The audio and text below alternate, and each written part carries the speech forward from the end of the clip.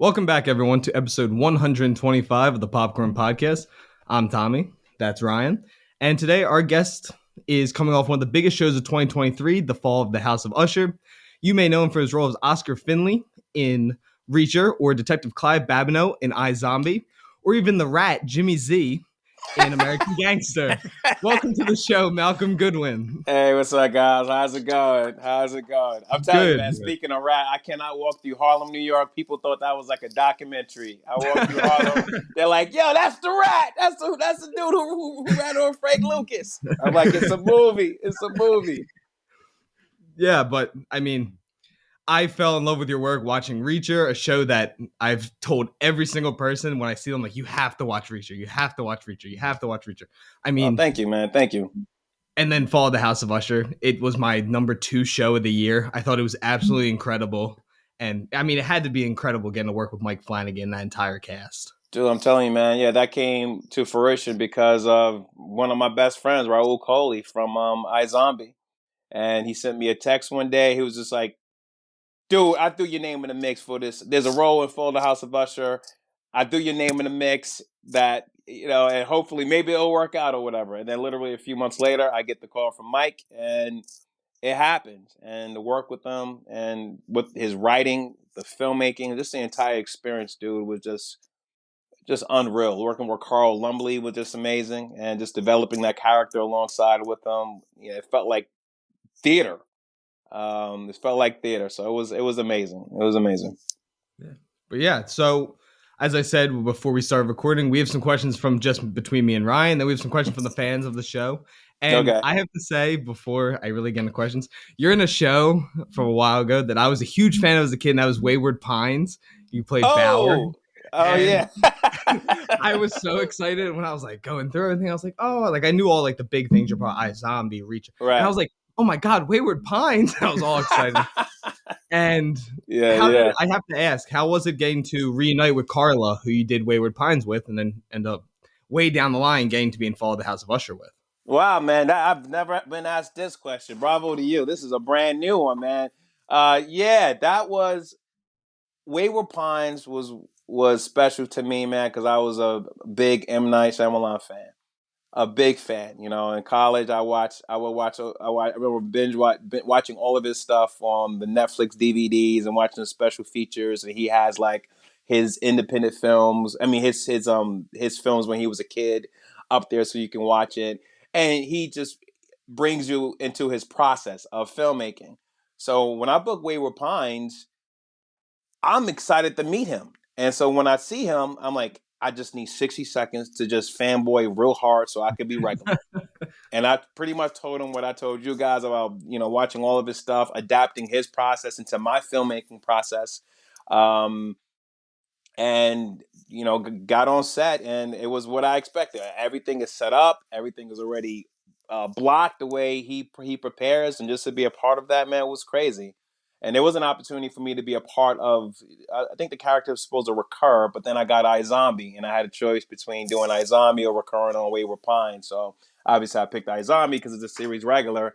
And I did see Carla when I was filming, and I never met her on American Gangster. I never met her on American Gangster. I had never. So but we knew of each other, and so we talked on Wayward Pines, and then to see her again on Fall of the House of Usher was just like, yeah, dude, it just felt like full circle. Yeah, awesome. I mean, I completely just forgot when I asked that question. I forgot Carla was even in American Gangster. Now I feel horrible. Oh yeah. Oh, you meant reuniting from Fall of the House of. Oh yes. Yeah. I knew her. Yeah. Well, like I said, we didn't meet, but I got to watch her do scenes in American Gangster. And I was so brand new with America. I was so intimidated with that movie. I got Denzel, Russell Crowe, all these big, Ruby D, and so I sat there in the corner. I was like, I am not speaking unless spoken to. Yeah. So you mentioned earlier you're doing Fall of the House of Usher. What was that like, kind of, creating that character with somebody else instead of just doing it yourself with Carl Lumbly? I tell you, man, Mike, what he did was, and never experienced this before, but what he did was he gave me Carl's dailies so I could see what they're doing. They started filming January of 2022, and the 70s didn't start shooting until May. May. So I got a chance to watch all of Carl's stuff because I'm like, I have to reverse engineer what he's doing. I just can't kind of go in there, well, how I'm going to do my thing. I'm like, he's establishing the character. I live in the flashback, so I have to reverse engineer his work. So Carl and I had set up a meeting to talk for about 15 minutes, and that 15-minute conversation lasted for almost, I don't know, 2.5, 3 hours.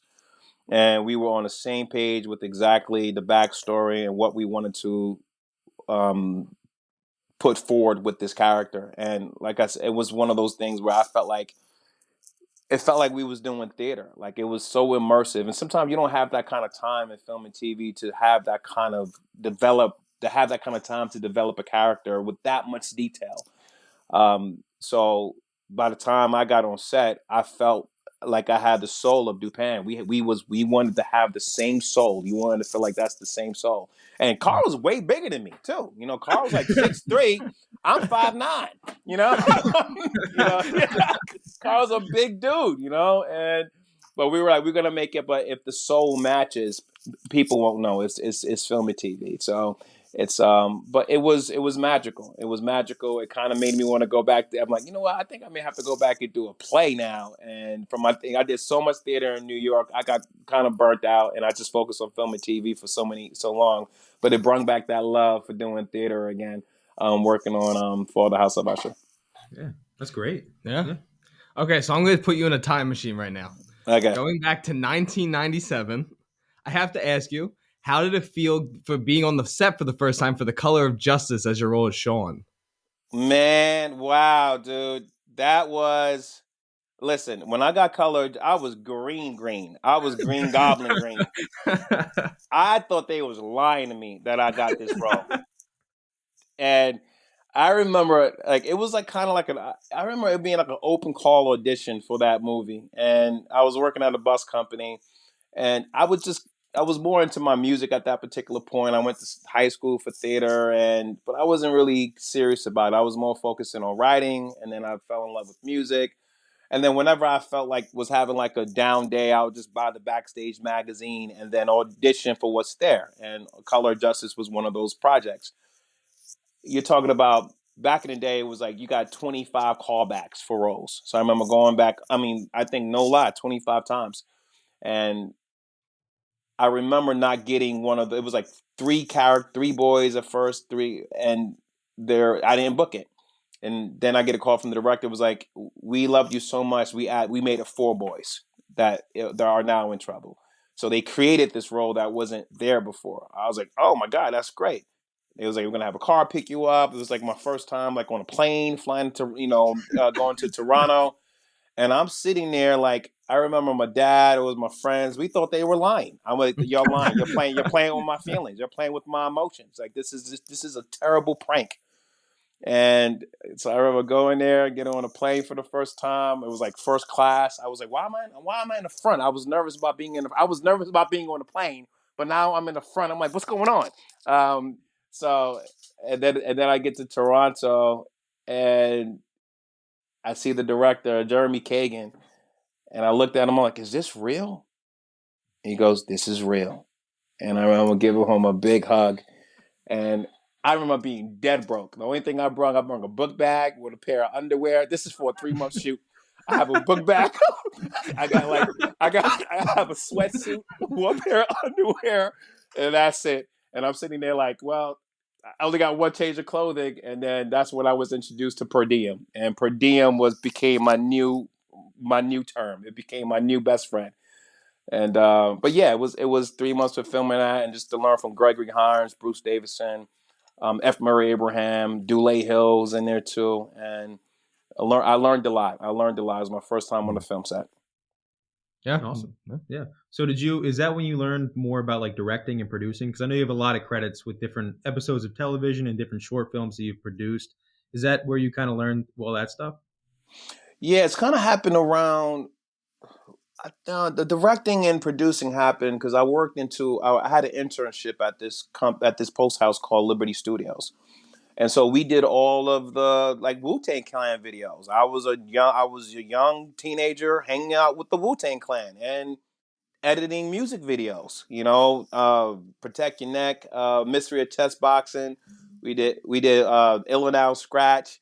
And like I said, I sat there. Was like I forget their names. I hate that I forget their names, but they took me under their wing, and I just had to clean up the studio every weekend. And in exchange, they'll teach me about filming and bring me on set, and I would just a PA. And then I started learning how to edit. Started learning how to shoot, and so that's where I learned all of that. So I was excited to get on the film set years year years later and see how it was done, like on a film. And so I was just kind of just taking everything in, and just it was a different process with film versus music videos. It was a whole different thing. But it did help me. It did educate me and give me a lot to which is why I'm still doing it today. Mm-hmm. Yeah, awesome. Do you have a question? No, you can go ahead. Something, this is more personal to me. I was wondering, coming from someone who wants to get into acting, loves acting and all that, do you have any tips for anyone like aspiring actors around, anyone who's listening to the show or anyone just in general? Find a way to keep doing it. Find a way to keep doing it. And right now, there's the advantage of also creating your own content. I go, wow, sometimes instead of waiting for that opportunity, for that audition, you can also create your own opportunity. Whether it's streaming on. There's so many streaming platforms you can put it on independently. Even if it's on your cell phone, find a way to keep doing it. Find a way. And there's so many people filming and just build up your experience. But I think the minute you stop, that's when you're in trouble. It's when you stop doing it. Always find a way to keep working at it. That's what I did.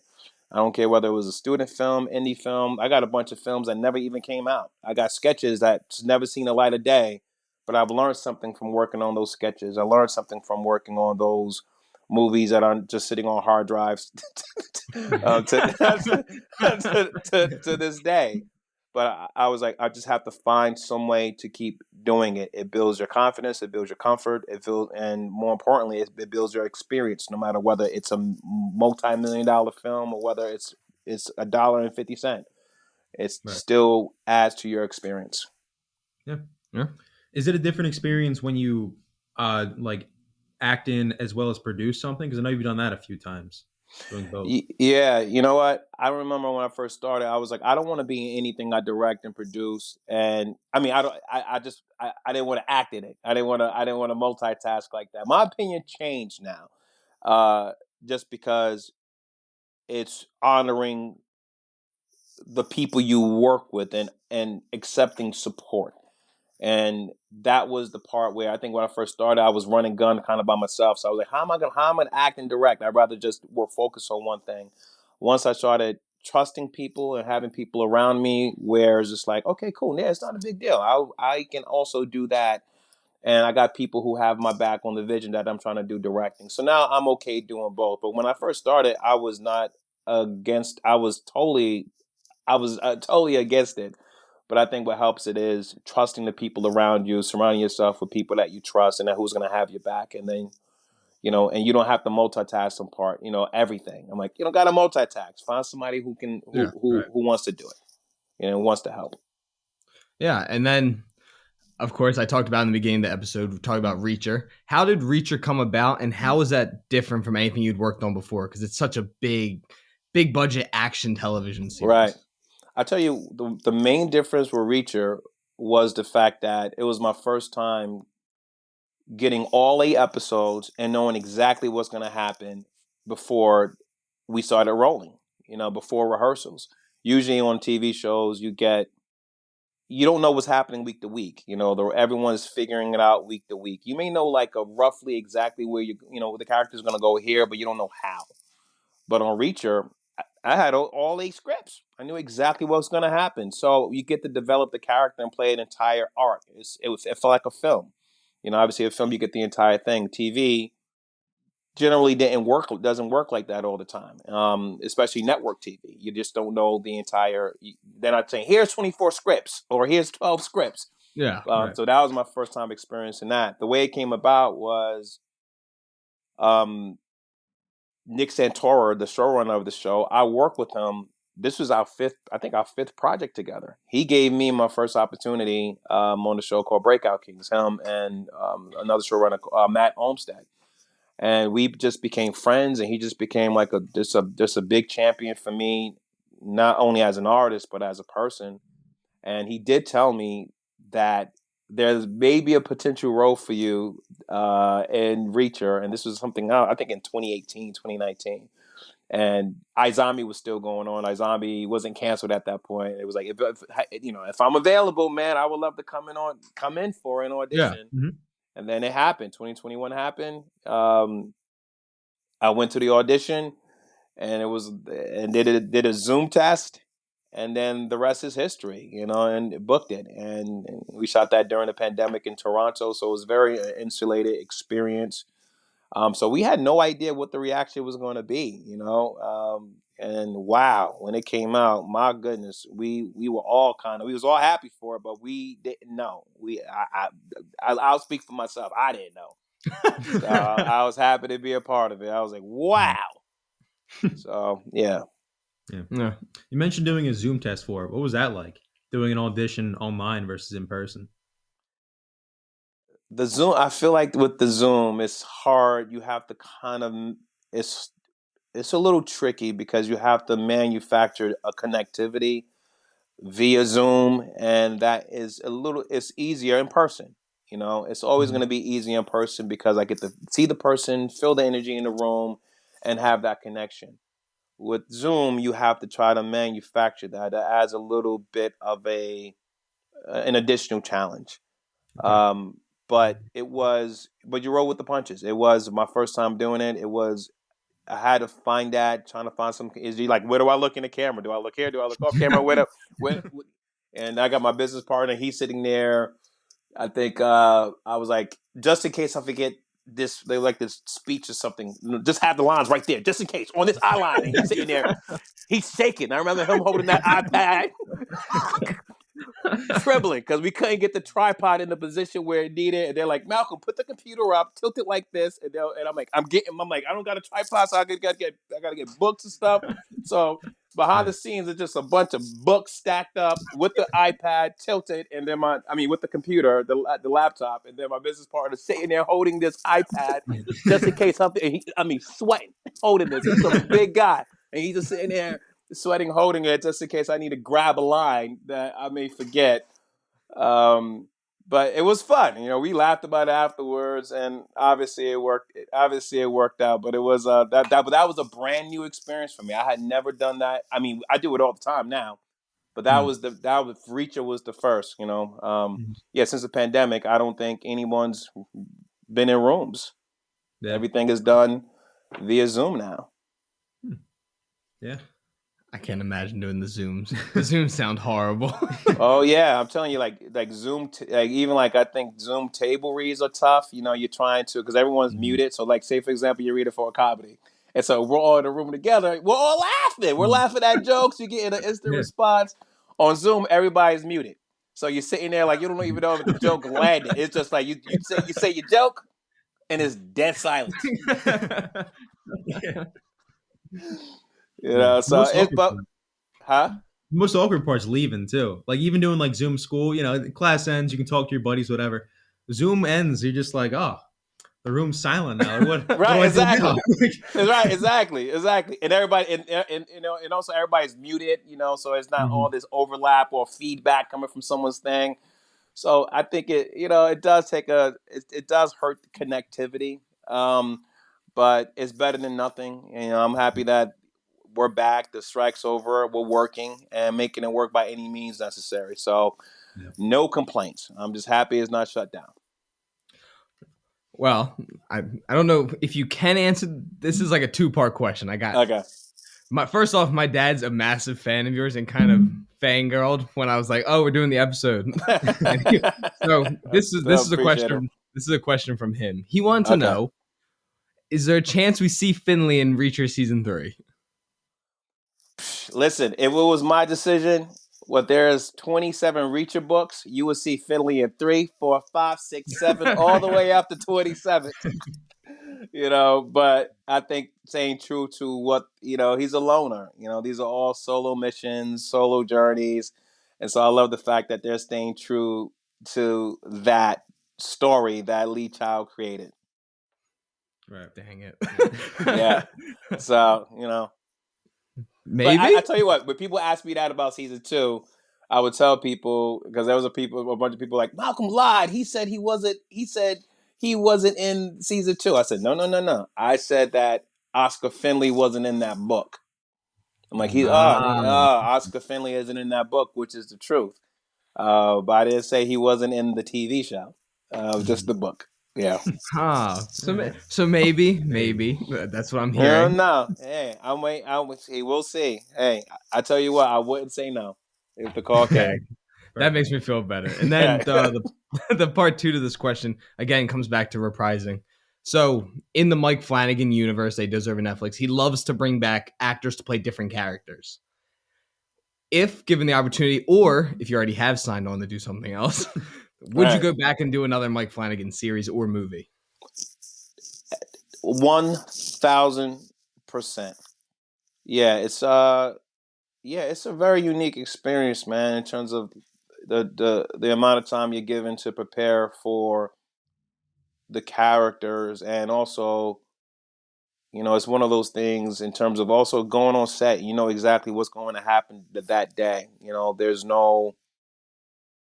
There's no guessing in that, or no random surprises. You're set up to succeed. I feel like everybody in all the departments are set up to succeed because you know exactly what we're trying to accomplish that day. And yeah, that was just incredible. I know how many shots. I know what the angle is going to be. We know what everything is going to be before we show up the next day. And that was a very, very unique experience for me. I was like, this is great. That's why I felt like almost, I don't know, I always say it felt theatrical. I just felt locked in. Everybody's locked in, like just locked in. And that was infectious. So absolutely, 1,000 times. I would love to feel that again, over and over again. Absolutely. Hell yeah. Yeah. We need to make this happen. We need to sign like a petition or something to get you in Reacher season 3, another project Mike Flanagan. We need to make all this happen. Yeah. Well, hopefully. Is there any other kind of director or writer you'd love to work with? Yeah, there's a lot, man. There's quite a few. I think the answer will always change depending on the day, but yeah, right now there's something I'm right. Antoine Fuqua, would love to work with him. I'm a big fan of his. I'm a big fan of. Scorsese's always going to be on the list. I'm a big Scorsese fan.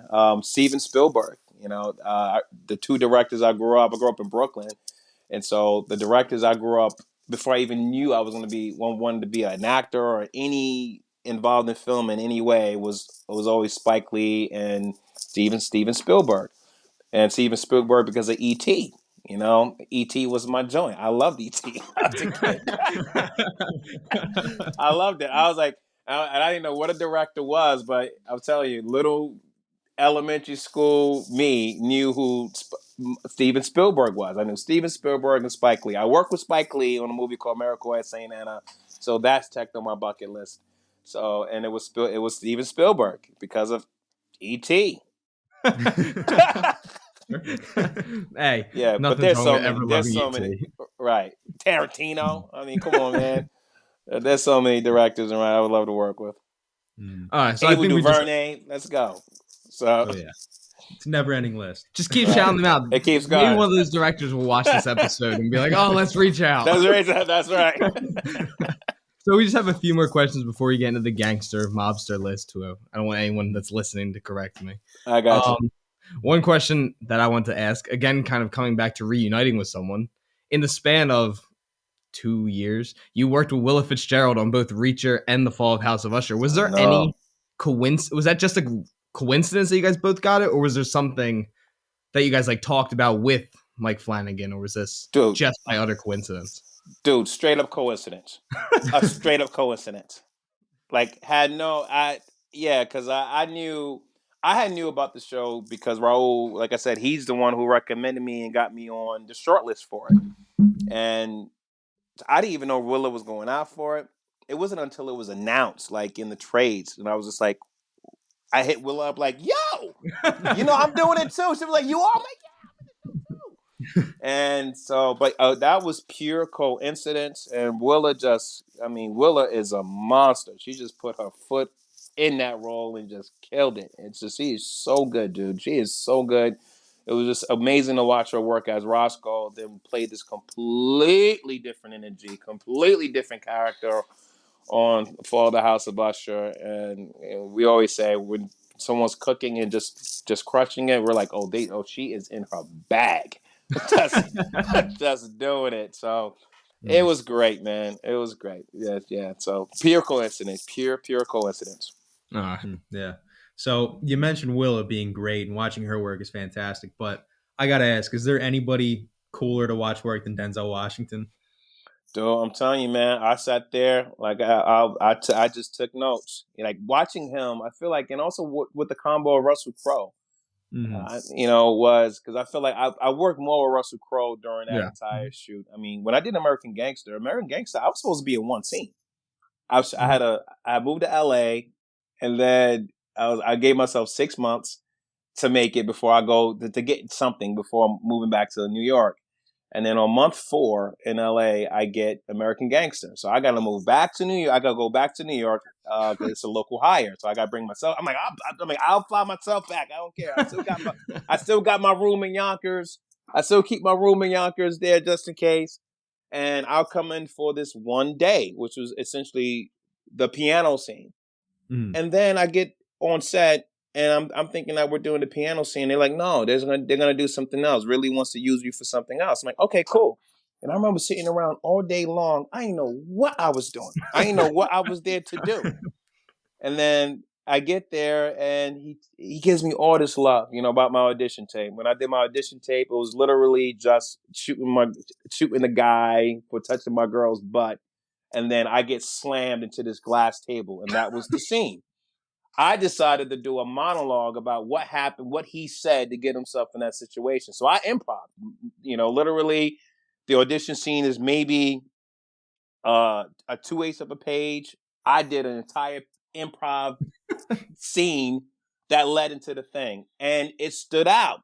And I remember this saying, "You're one of 50, you're one of 40, you're one of 30, you're one of 20, one of 10. Holy crap, you're one of 5. So you're it." And I took a chance, and that's another advice I would give with actors too. Take a chance, take a risk. If you got some ideas, sometimes you got to take a risk, because I think if I didn't do that, I wouldn't have gotten that role. If I would have just done that 2/8 of a page, it would have just looked like everyone else's auditions. But I had just had this idea, like, why not? If they don't like it, they could just turn it off. I'm just gonna go for it. And I did that, and he talked to me. He was like, I love that. I was eating my breakfast in London, and I saw you doing all this. I said, holy, I want this guy. And he said, he was like, we need a snitch in the movie. So we're going to make your character the snitch. I didn't know this was going to be the thing. I had no idea going into the set. I thought I'm just going to get thrown into this glass table and that's it. So literally one day, I was originally supposed to be on for one day, and that turned to 3 months on American Gangster. And it was just a master class. But what I learned from Denzel and Russell Crowe was just how prepared they were. They got $100 million movie on their back. It felt like it. How inclusive they were with the cast and crew in terms of making sure everybody is a part of making each scene the best it can be, and finding the moments, not letting any moment slide. I remember when there's this when I'm being interrogated, I had lines in that scene, but it felt weird to say the lines. Like it did, I was like, I don't know. And Russell came through, puts on his glasses, he'll sit down, and he's like, okay, cool. Would you say this? And I'm like, I don't know if he said, I don't think you'll say that either. Cut. Would you say that? He just went through this entire thing, and let's cut that. I'm like, would you say this? I'm like, I don't know. It just feels like he was like, yeah, I don't think you'll say it either. Let's cut that too. So we sat there, and then he's like, okay, cool. He said, all right, hey guys, what we're gonna do is we're gonna do a hallelujah, and I didn't know what a hallelujah was, and they was like, okay, yeah, we do a hallelujah, and I'm like, what's that? What are y'all talking about? I'm like, I'm learning a new code. I'm learning some kind of code here. What is that? And then what it turned into was he was like, hey Jimmy, you effed up, Jimmy. You know you messed up, right? And then everybody, you messed up, Jimmy. You messed up, Jimmy. You messed up. You messed up. You messed up. You messed up. We're gonna. But it was pretty much the hallelujah was them echoing things that he said, Yeah. and how they just all just did that naturally as a group in order to put the pressure on Jimmy to actually rat on Frank. Mhm. So that flexibility within scenes, enhancing moments, and bringing them to life is what I learned from them. But it was especially like that's I always remember Russell Crowe just making that scene into what it is, and also Ridley just being like, "I love it. Let's do this," and just adapting to it. Even the scene when Denzel throws me into the piano, like I said, it was supposed to be a glass table. The piano happened because I fell into the piano by mistake. I missed the glass table, and Denzel came to me. He was like, "Imagine I do this, bang, bang, bang, bang, bang," and then Ridley goes, "Let's do that instead."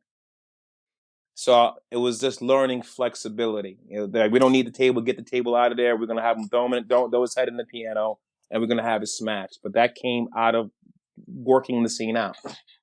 And I think the piano shows just how aggressive Frank Lucas is. So I love that whole sequence of him just he's so calm when he's around like his mom, his wife, and then all of a sudden just snaps in that one scene. It's just smash, smash, smash, smash. So I mean, I love that scene. Oh yeah, he was a savage. And then the last question, I don't know how often you get asked about this. This is the last question before we move into the mob stuff. How was it to work on the LMFAO music video? It'll get in your bones, man. Yeah, that was dope. That was like one of the best yeses I've ever given in my life. Who knew that movie? I didn't know. I was doing Breakout Kings. I get a call from my boy Cameron Fife, and I'm the director of that music video. His name is Mike Finnegan, Mikey. So, long story short, he was like, yeah, we just got this cameo, just got to show up and do some improv, LMFAO. And I knew him from like shot, that song. Yeah. And so I was thinking like, yeah, I'll come through, I'll fly in tomorrow. I'll come in. They was like, bring a suit. And I remember flying in, I didn't have a suit. And I had just got this, the place I was staying in wasn't ready. So I didn't have like my clothing. I didn't have anything. So I was staying at my little brother's house. And he's smaller than me. So if you watch that video, some tight pants. My ankles are showing. I'm like ankles a little ashy. Because there was no lotion on set.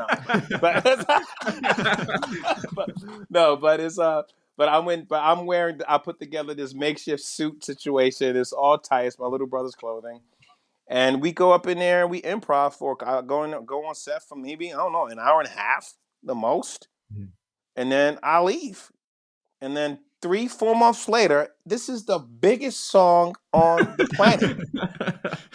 It's everywhere. And they play that video like in these huge stadiums. People like, yo, that's the biggest screen I've ever seen. I'm getting videos from people, at the concerts and stuff. And what a ride that was. I'm like, I had no idea. I went there and just improv, like they were like, Mickey, like, just improv. So we just improv that entire thing. And I had no idea. And yeah, it's like 2.5 billion views on YouTube to date, something like that. But yeah, that was, like I said, sometimes you just say yes. I would just, even though I was coming off a TV show and wrapped the entire season, I was like, I'll do it. Yes. Just still wanted to find a way to stay working, and had no idea that was going to come from it. Yeah. I mean, I love that music video. So yeah, right. I hadn't even heard the song, and I was in there like, what? I'm like, I never, so, but yeah, Red Foo, Scott Fu, all those guys, everybody was super cool. Cool. Awesome. And then now we're moving on from the question segment of this episode, everyone, and we're going to be ranking our top 5 favorite mob films, and we'll work our way down from 5 to 1. And of course, we're going to have Malcolm start us off with the guest starting with his number 5. Oh, I gotta put them in order like that. Oh no. Oh no, man. Oh, okay. All right, number 5 for me. Okay, on this given day, because I'm like, I'll just put the cat. It can change tomorrow, but on this given day with you guys, I'm gonna say New Jack City. Okay. Okay. You want to go? Yeah, I'll go. I think my number 5. I know it's a classic, but I got to put it number 5. It's gonna be Goodfellas. It's one of the best. And it's a great movie, but 5. it's not my. It's not in my. It's not Oh, one of my favorites.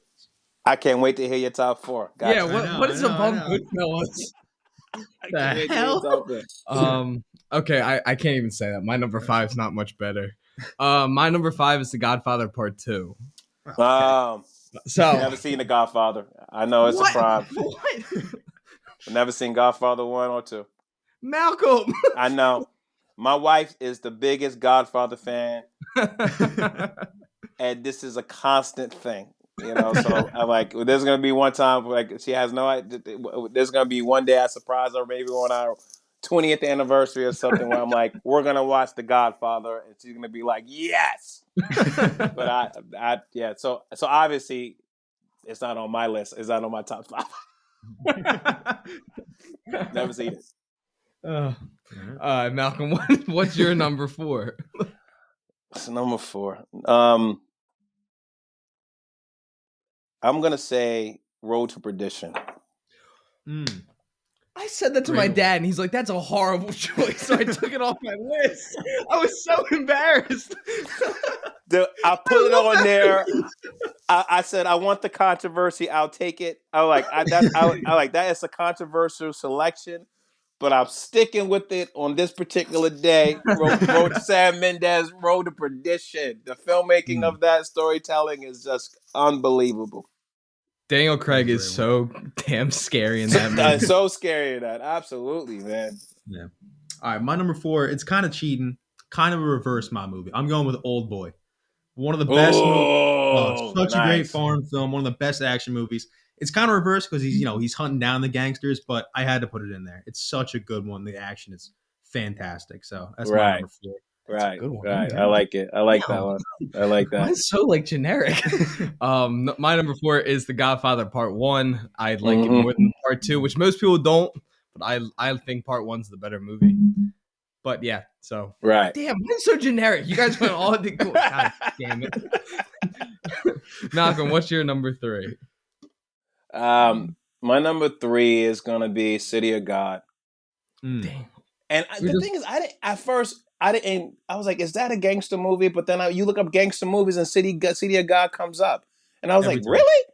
I love City of God. The filmmaking, the storytelling of that dude, it felt real to me. It almost felt like I was watching a documentary. And the stories of a lot of those actors in there they're real kids. Yeah. And just to be immersed in that life in Brazil, holy moly. So that would be my number 3. It has some of the best cinematography of the 21st century. 100%. Some of the best transitions, match cuts, unbelievable. Yeah.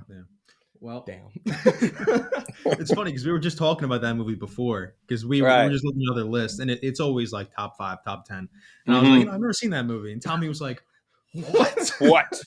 Whoa, man. I gotta watch it. It's been on my list for a while. Okay, Malcolm, you can't say anything. You haven't seen The Godfather. I want to hear from your side of things.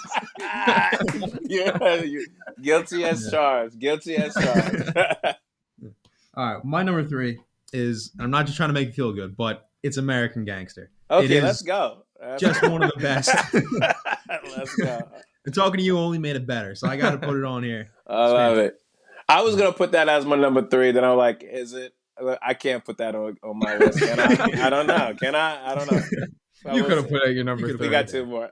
It's my number 3 as well. I like it. I love it. That's awesome. I mean, I think it's just, I feel like at one point it was every teenager's favorite movie because it's just such a cool, Frank Lucas, he's a bad dude, but you're like, he's cool though. Let's like, I want to root for him. And then Russell Crowe's story is so intriguing.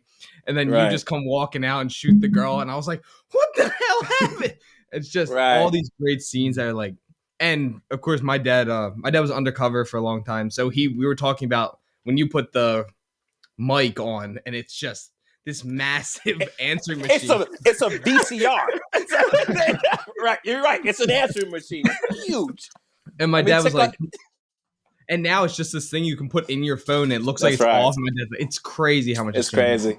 That's right. And just that whole story, I think, is just a great story. And the fact that he only stayed in prison for 15 years is absolutely insane. I know. Yeah. I'm doing a rewatch. I've only watched American Gangster one time. Oh my God, it's so good. And that's when it first came out. And it was one of those things that, like, filming on it, you just know so much behind the scenes. So it's one of those things. I think right now I'm so many years removed from it. We're talking about almost 20 years removed from it. So I think I could finally enjoy it, from a fan perspective. Yeah. Being removed from it. Right. Yeah. I think it's my favorite Ridley Scott film. And Ridley Scott's filmography is incredible. And mob films are just the best. And it's such a great cast. It's so well written. Yeah. So that's why it's my number 3. Yeah. I couldn't put it above the other two. I love it. I am not mad about that. Okay. What is your number 2, Malcolm? Hello. Right. Number 2. We got a freeze. Oh, you're good. Yeah. Okay. There you go. Okay, cool. What is your number 2? Number 2 is Goodfellas. Yeah. Goodfellas is number 2, man. I think it just is, again, masterful storytelling. The way I remember that shot of Scorsese introducing all the mobsters in that one shot going through that club was like, oh my, it was just brilliant. Joe Pesci's performance, he got the Academy Award for it, but I just think that's a masterclass in storytelling. It's a masterclass in filmmaking. Number 2. Yeah, it's a great choice. So my number 2 is going to be Reservoir Dogs. Oh, so good. That's a great one. It's one of my favorite movies ever. I always say this. I don't know if it's my favorite Tarantino movie, but every time I think of it, I'm like, God, it's just so good. And the fact that it was his first movie, I'm like, God, it's just so impressive how good it was. You're just so right, man. Because that could literally be my number 1, 2 on any given day. That's a great choice. Yeah, absolutely, 1,000%. I kind of want to flip mine.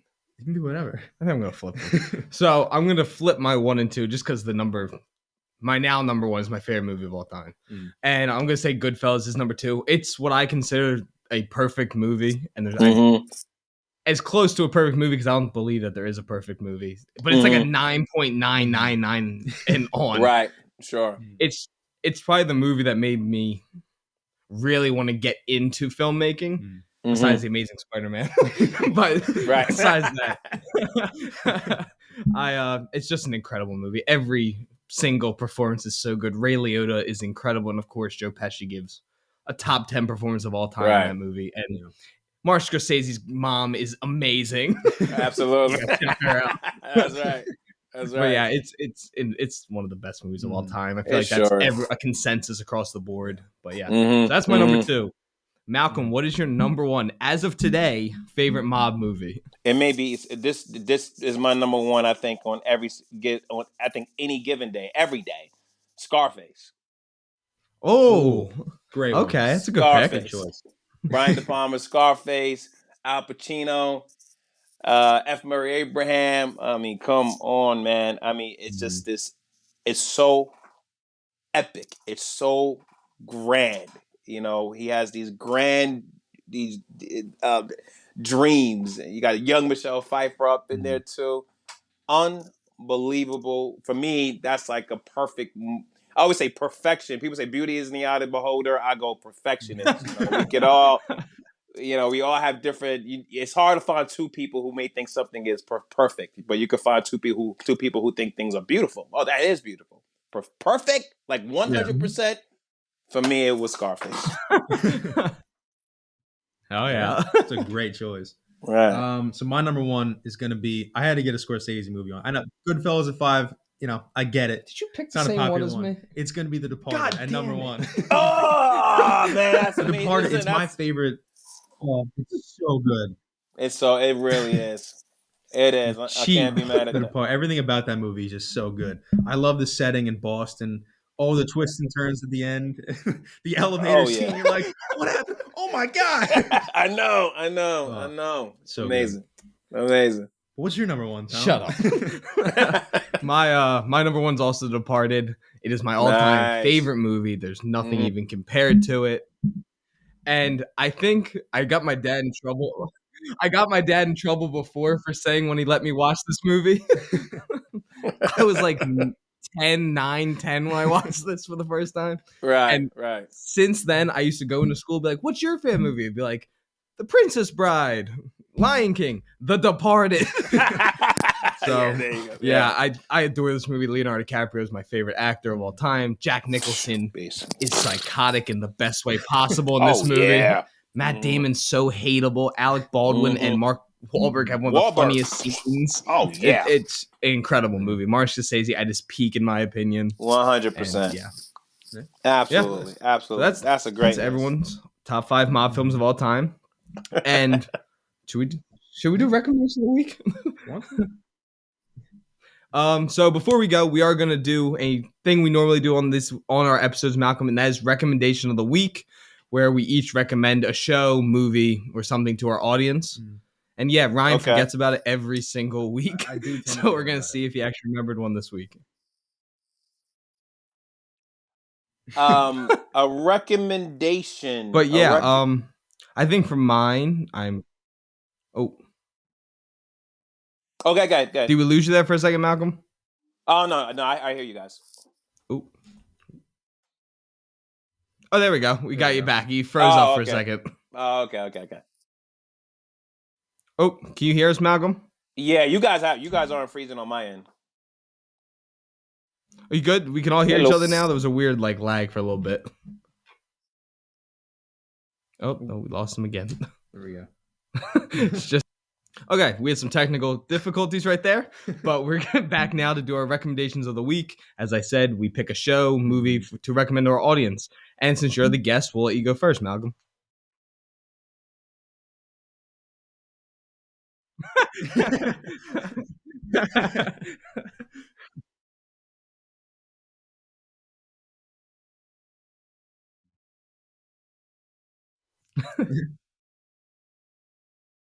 Yeah. All right, that's a good pick. That's good. That's a great one. Do you want to go? So I'm going to recommend one that just narrowly missed my list, and it's another foreign film. It's The Raid. I believe it's called The Raid Redemption, but it's such a good movie. Again, I said Old Boy is one of the best action movies. The Raid is even better. The action, the fighting, it's so good. So just narrowly missed my list, but definitely recommend that one. I'm going to recommend. Damn, I kind of forgot now. I'm going to recommend something more lighthearted. We were just talking about some really violent and gruesome mob movies. I'm going to recommend Ferris Bueller's Day Off. Just a fun movie. Yeah, there we go. It's like peak, coming of age comedy. I absolutely love that movie. So yeah, I don't remember what streaming service it's on. I believe it's on Max currently. But yeah. And besides that, Malcolm, we just wanted to thank you for coming on the show. It was such a great time. I had a blast getting to talk to you, asking you about some of my favorite series, getting to talk to you about acting and just your whole career in general. Thank you. Thanks. We try our best. But yeah, everyone who's listening, make sure to continue downloading our episodes, sharing our episodes, follow us on all of our Instagrams. Malcolm, do you want to plug your Instagram or anything you have coming up?